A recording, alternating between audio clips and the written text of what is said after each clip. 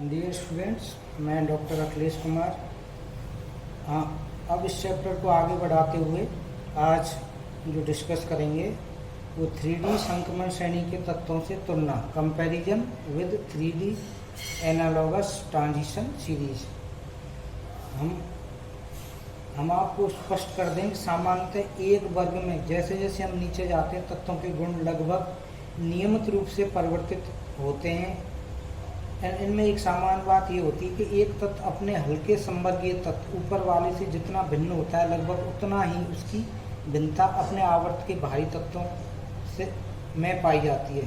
परंतु संक्रमण धातुओं के गुणों में इस प्रकार का नियमित परिवर्तन विभिन्न प्रभावों जैसे लेंथेनाइड संकुचन, प्रभावी नाभिकीय आवेश आदि कारण नहीं पाया जाता। आवर्त सारणी के डी खंड के वर्गों में 3 संक्रमण श्रेणी के 3 तत्व होते हैं जिनमें इलेक्ट्रॉन क्रम से 3D, 4D तथा 5D कक्षकों में प्रवेश करते हैं।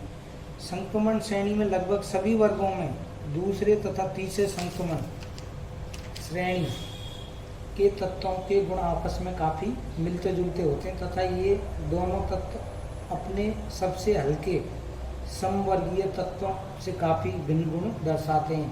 किसी संक्रमण वर्ग के सदस्यों के गुणों में मुख्य अंतर उनकी त्रिज्या तथा ऑक्सीकरण अवस्थाओं के स्थायित्व में पाया जाता है।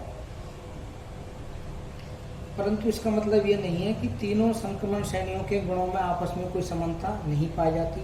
सभी संक्रमण तत्वों के विशिष्ट गुणों में काफ़ी समानताएं भी पाई जाती हैं। एक वर्ग में सभी तत्व एक सी ऑक्सीकरण अवस्था, वर्ग ऑक्सीकरण अवस्था दर्शाते हैं, लेकिन इनकी ऑक्सीकरण अवस्थाओं के आपेक्षिक स्थायित्व में अंतर पाया जाता है।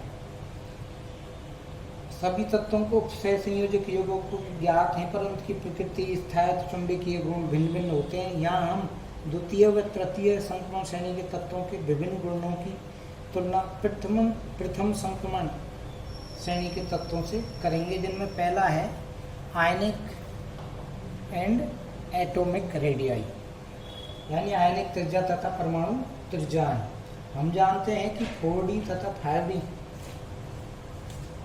ऊर्जा स्तरों के मध्य 4f कक्षक आते हैं। इन 4f कक्षकों में इलेक्ट्रॉन लेंथेनम के पश्चात लेंथेनाइड तत्वों से भरना आरंभ हो जाता है। जैसे जैसे हम इन 4f कक्षकों में इलेक्ट्रॉन भरते जाते हैं वैसे वैसे इनके आंशिक परिरक्षण शील्डिंग के कारण उसी अनुरूप लेंथेनम से ल्यूटेशियम तक परमाणु तत्व आयनिक त्रिज्याएं कम होती जाती हैं, जिसे लेंथेनाइड संकुचन कहते हैं। इस प्रकार लेंथेनाइड श्रृंखला का प्रथम तत्व सीरियम सबसे बड़ा तथा अंतिम सदस्य ल्यूटेशियम सबसे छोटा होता है। ऐसा अंतर लेंथेनाइड कॉन्ट्रैक्शन के कारण होता है। अब जब इनकी वर्ग सेकंड ए से और 7th बी तक इनकी स्टडी करते हैं तो हम जानते हैं कि एक वर्ग में ऊपर से नीचे जाने पर आयनिक व परमाणु त्रिज्याएं क्या होती हैं, बढ़ती हैं।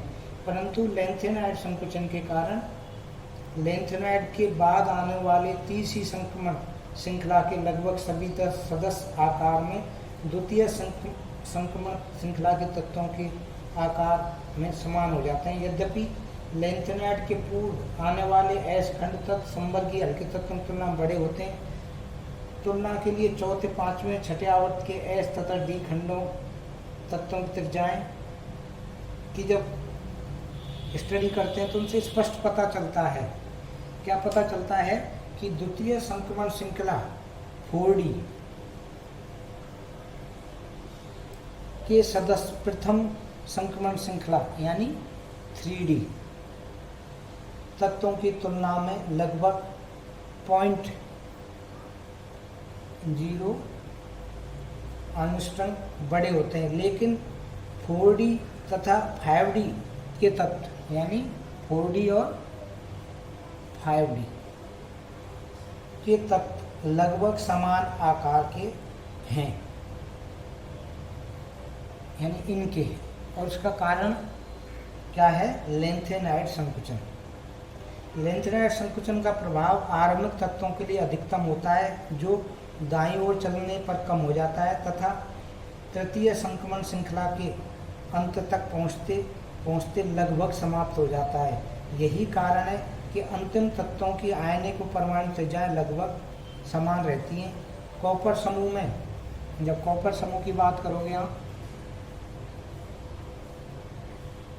कॉपर समूह में Ag Au के मध्य, यानी Ag और Au के मध्य, एवं जिंक समूह में कैडमियम तथा Hg के मध्य, ये जिंक समूह है, ये इसके नीचे हैं इसी वर्ग में, के मध्य समानता में बहुत पाई जाती है।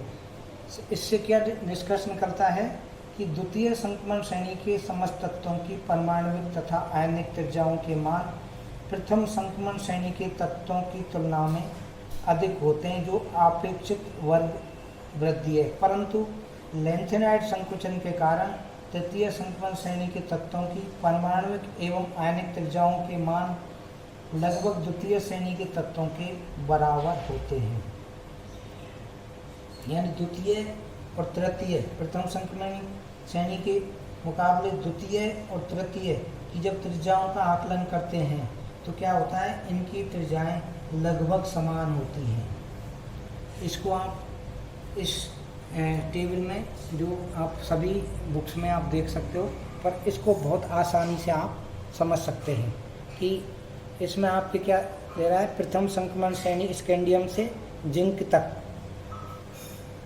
परमाणु त्रिज्या तथा आयनिक त्रिज्याओं के मान में लगातार कमी होती जाती है, और जिंक की आयनिक त्रिज्याएं और परमाणु त्रिज्याएं कॉपर के मुकाबले थोड़ी अधिक हो जाती है, क्योंकि ये पूर्ण पूरक है। अब हम द्वितीय संक्रमण तत्वों की त्रिज्याओं को देखेंगे तो इनकी त्रिज्या प्रथम संक्रमण श्रेणी की तुलना में अधिक होती है, पर जब द्वितीय और तृतीय संक्रमण की त्रिज्याओं की वह आप कंपैरिजन करोगे तो आपको बिल्कुल क्लियर हो जाएगा कि इनके त्रिज्याओं के मान लगभग समान होते हैं, और लास्ट के जो संक्रमण श्रेणी में नहीं आते, कैडमियम और मरकरी, इनके थोड़े अधिक होते हैं, क्योंकि ये पूर्ण पूरित होते हैं। आप सिल्वर Au की आपकी त्रिज्या लगभग समान है, पैलेडियम इधर प्लेटिनम, यानी 4D और 5D की जब तुलना करते हैं तो इनकी त्रिज्याएं लगभग समान होती हैं, इसलिए इनके गुणों में भी काफ़ी समानताएं पाई जाती हैं। और इसका कारण पहले स्पष्ट कर चुके हैं कि उसका कारण क्या है, लैंथेनाइड संकुचन। अब इसका दूसरा जो टॉपिक है, जो आप कंपैरिजन करोगे इनका, तो दूसरे उसमें क्या है आपके ऑक्सीकरण अवस्थाएं। ऑक्सीकरण अवस्थाएं जो कि उनके बाहरी कोश में या संयोजक कोश में जितने इलेक्ट्रॉन उपस्थित रहते हैं, जो आसानी से वो कर देते हैं उनको डोनेट, उसके आधार पर उनकी ऑक्सीकरण अवस्थाएं होती हैं। तो दूसरा टॉपिक क्या होगा इसका, oxidation state.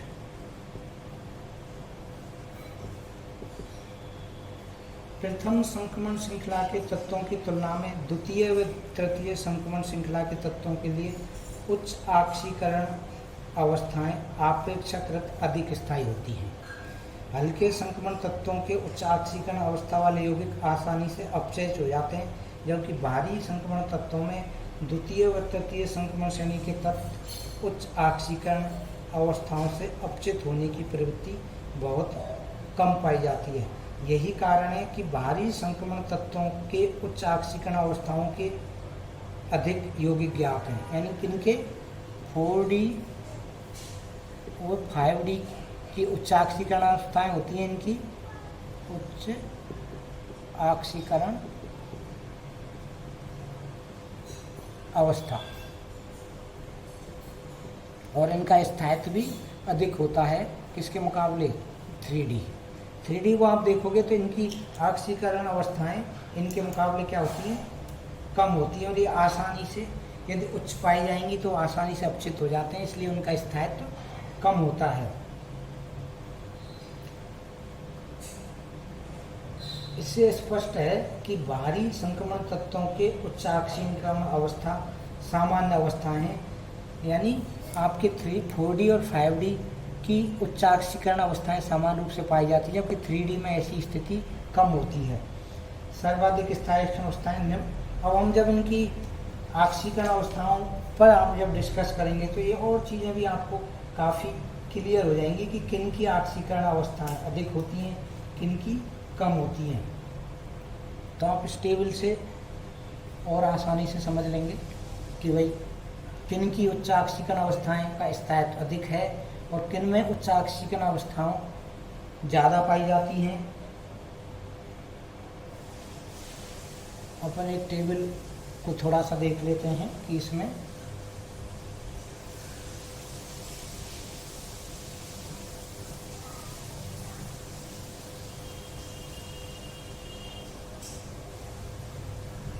Fourth B, fifth B,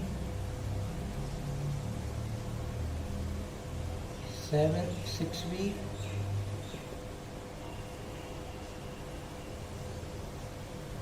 7th B और आपके 8th B और फर्स्ट बी। इनमें आप प्रथम संक्रमण श्रेणी के तत्व से आप जब स्टार्ट करेंगे तो इनमें स्कैंडियम है, पर स्कैंडियम स्टार्टिंग का तत्व है तो इनमें इतना ज़्यादा अंतर नहीं आता। तो हम टाइटेनियम, वेनेडियम, क्रोमियम, मैग्नीज और आपके इनको भी 3 हैं। इनमें कौन कौन से तत्व हैं? आयरन, कोबाल्ट और निकेल। और फर्स्ट बी में क्या है?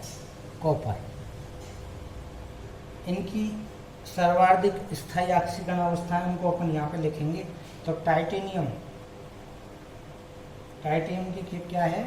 +4, जबकि इसके नीचे वाला तत्व है जो कि 4D और 5D में आ रहे हैं। तो 4D में तो आपके क्या है? जिरकोनियम और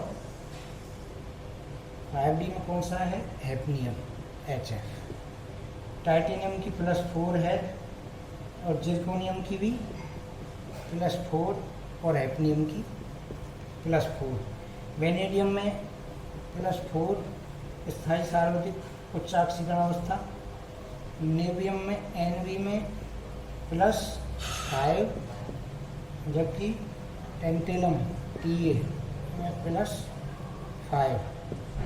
क्रोमियम में +3, जबकि इसके नीचे वाला है मोलिब्डेनम, इसमें +6 है।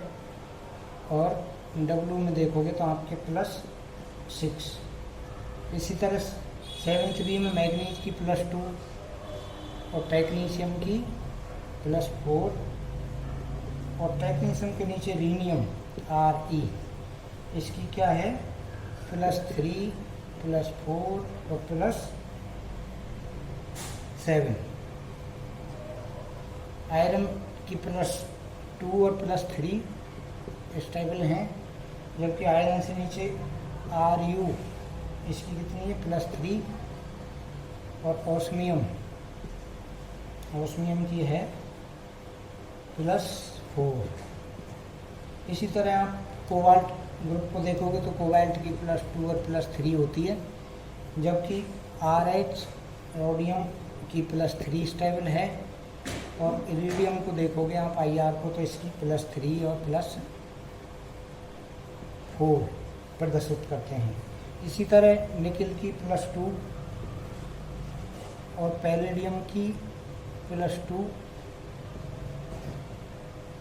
और प्लेटिनम PT की कितनी है? +2 और +4। कॉपर +2 अधिक वाली है, जबकि सिल्वर की +1 और AU की +3। तो इस सारणी के आधार पर स्पष्ट क्या होता है कि भारी संक्रमण तत्वों के लिए उच्च ऑक्सीकरण अवस्थाएं सामान्य एवं स्थायी होती हैं, जबकि हल्के संबलीय तत्वों के लिए निम्नतम ऑक्सीकरण अवस्थाएं सामान्य और स्थायी होती हैं। प्रारंभिक भारी तत्वों जो शुरू वाले तत्व हैं कि रसायन में डी तथा एस इलेक्ट्रॉन योगदान करते हैं, जिससे वर्ग संख्या जितनी ऑक्सीकरण अवस्था ही शारीरिक स्थायी ऑक्सीकरण अवस्था प्रदर्शित करते हैं। जैसे टाइटेनियम, टीआई, जिरकोनियम और हैफनियम, इनमें लगभग सभी में +4 स्थायी ऑक्सीकरण अवस्था। लेकिन श्रृंखला में जब एक बार D5 विन्यास, जो कि कहाँ पर है आपके 7th बी में आ गए, D5 विन्यास की जब देखते हैं आपके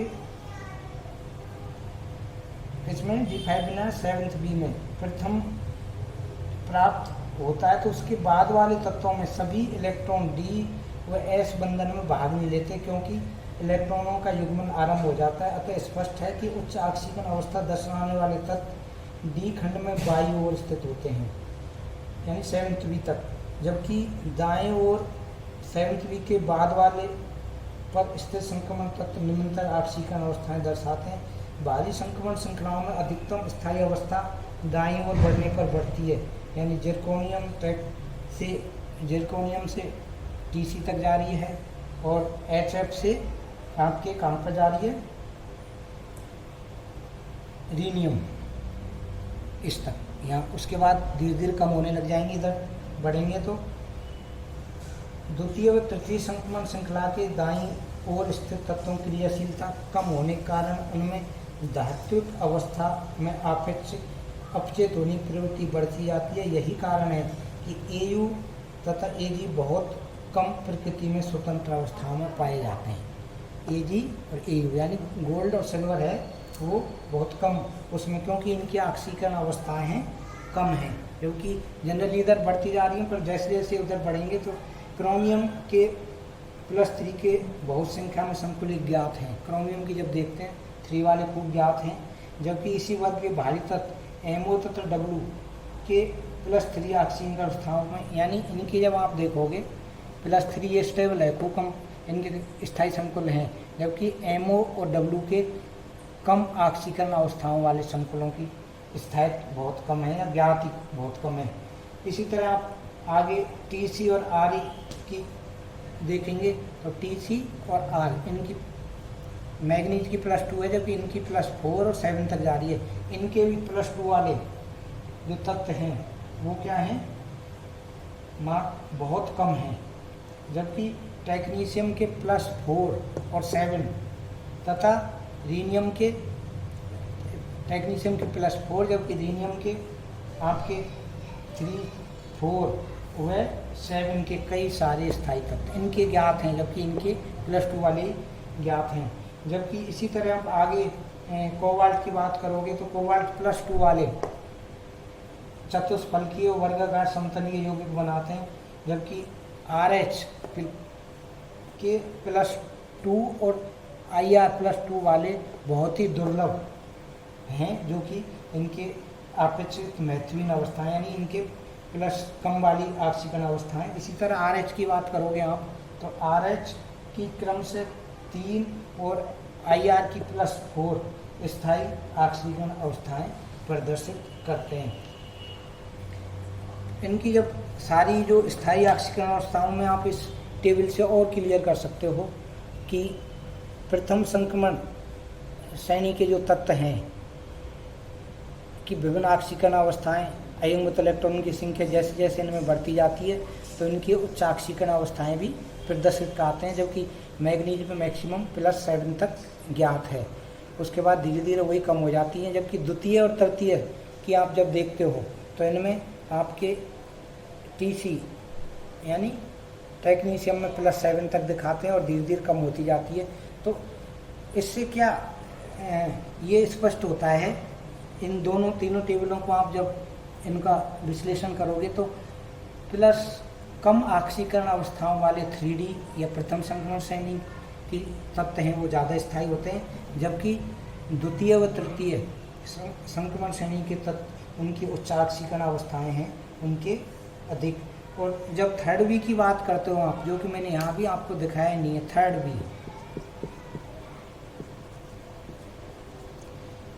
बी में आपके स्कैंडियम उसके नीचे Y और उसके नीचे La। इन 3 तत्वों को देखोगे तो इन तत्वों की +3 यानी इन सब +3 ऑक्सीकरण अवस्था जो कि वर्ग संख्या है, इनका वर्ग ऑक्सीकरण अवस्था है, ये तत्व आयनिक यौगिक बनाते हैं। इनके अतिरिक्त स्कैंडियम में +2b दिखाता है। स्कैंडियम की जब आप बात करोगे, जबकि यट्रिबियम और लैंथेनम दोनों ही +3 वाले ऑक्सीकरण अवस्थाओं के स्थायी यौगिक आपके ज्ञात हैं। तो इसी तरह आप फर्स्ट बी की बात करोगे तो फर्स्ट बी में भी आपको देखेंगे कॉपर, Ag और Au, कॉपर, Ag और Au कि इनके डी कक्षक पूर्ण बढ़ जाने के कारण ये अत्यधिक स्थायी हो जाते हैं, जिससे यौगिक निर्माण में डी कक्षकों की भागीदारी बहुत कम हो जाती है। कॉपर तथा Ag के +3 से अधिक ऑक्सीजन अवस्था में कोई यौगिक ज्ञात नहीं है। इनको देखोगे आप, इनके +3 कॉपर और Ag के अभी तक कोई ऐसे ज्ञात नहीं जो कि स्थायी हों। इसके अलावा Au की बात करते हैं तो इनमें +3 वाला स्थायी ऑक्सीकरण अवस्थाएं दर्शाते हैं।